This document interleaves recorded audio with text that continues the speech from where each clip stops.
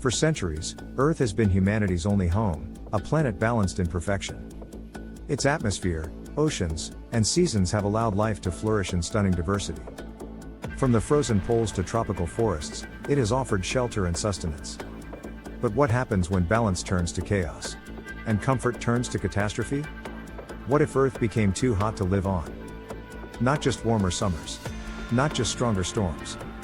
But temperatures so extreme, human life could no longer survive outdoors. This isn't fiction. It's a scenario scientists are now seriously considering. And it begins with a number, 3 degrees Celsius. A global temperature rise of 3 degrees Celsius may not sound like much. But to Earth's systems, it's the difference between survival and collapse. In this future, heat waves no longer come and go, they dominate. Daytime highs in many regions cross 50 degrees Celsius, or 122 degrees Fahrenheit, regularly and relentlessly. At those temperatures, human skin burns in sunlight within minutes. Sweat can no longer cool the body fast enough. In some places, simply stepping outside becomes fatal without full-body cooling systems. Cities in the Middle East, India, Africa, and parts of the US Southwest become uninhabitable for parts of the year, or even permanently. Millions are forced to flee coastal areas due to sea level rise and heat. Power grids fail under the demand for constant air conditioning. Fires rage through dried out forests and suburban neighborhoods alike. Crops wither. Livestock die. Supply chains collapse. What follows is not just a climate crisis, it's a global refugee crisis. Not thousands or even millions, over 1 billion people displaced by heat. Food security vanishes quickly. Wheat, rice, and maize, 3 of the world's top staple crops, begin to fail in key regions due to heat stress and drought. Water scarcity intensifies. Groundwater reserves are depleted or contaminated with salt. Rivers like the Nile, Ganges, and Colorado shrink or dry up entirely. Farming becomes impossible in the very places it once thrived. Mass starvation is no longer a risk, it's a reality. And in the oceans, the heat is just as deadly. Coral reefs, already at the edge, are bleached beyond recovery. Fisheries collapse as plankton, the base of the food chain, disappears. Oxygen levels drop. Algal blooms spread. Dead zones expand across the sea floor. The oceans don't just heat up. They become toxic to life.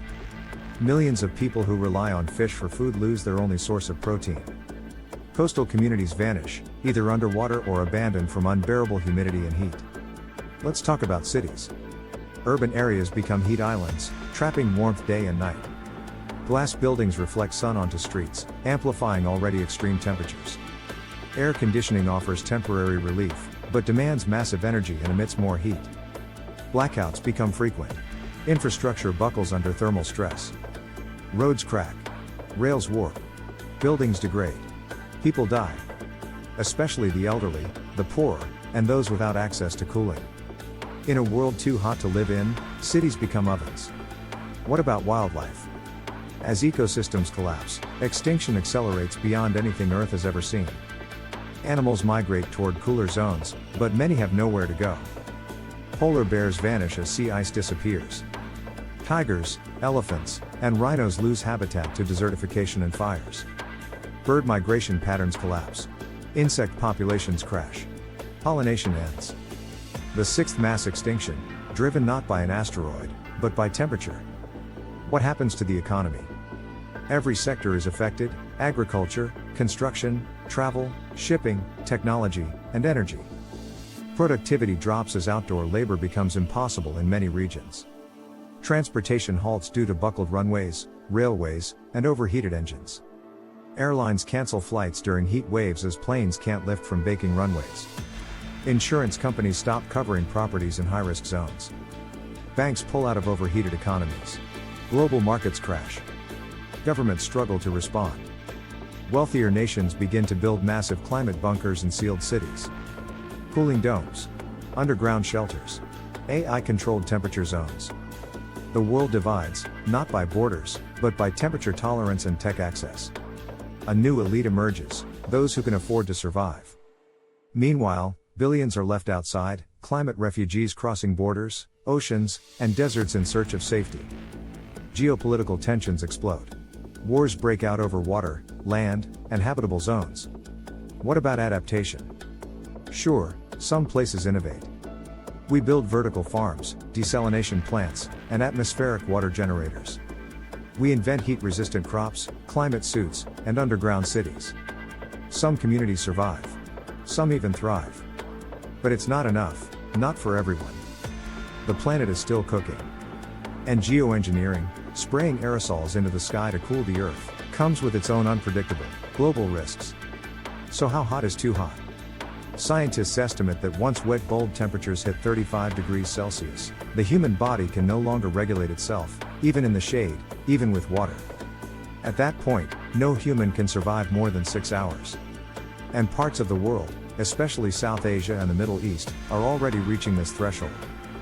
By 2100, under current emissions, half the planet may cross into danger zones. So what if Earth becomes too hot to live on? We're not talking about a distant future, we're talking about this century. If emissions continue unchecked, this is not a hypothetical, it's a forecast. We lose the forests, the glaciers, the rivers, the food, and the air. We lose the stable climate that made civilization possible. And in the end, we may lose the ability to live here at all. But here's the truth, this future is not locked in. We have time, barely, to reverse course. Through bold action, global cooperation, and a complete shift in values. We can reduce emissions, restore ecosystems, and invest in a livable future. But only if we act now. Not in 2030. Not in 2050. Now. Because if Earth becomes too hot to live on, we don't get a second chance.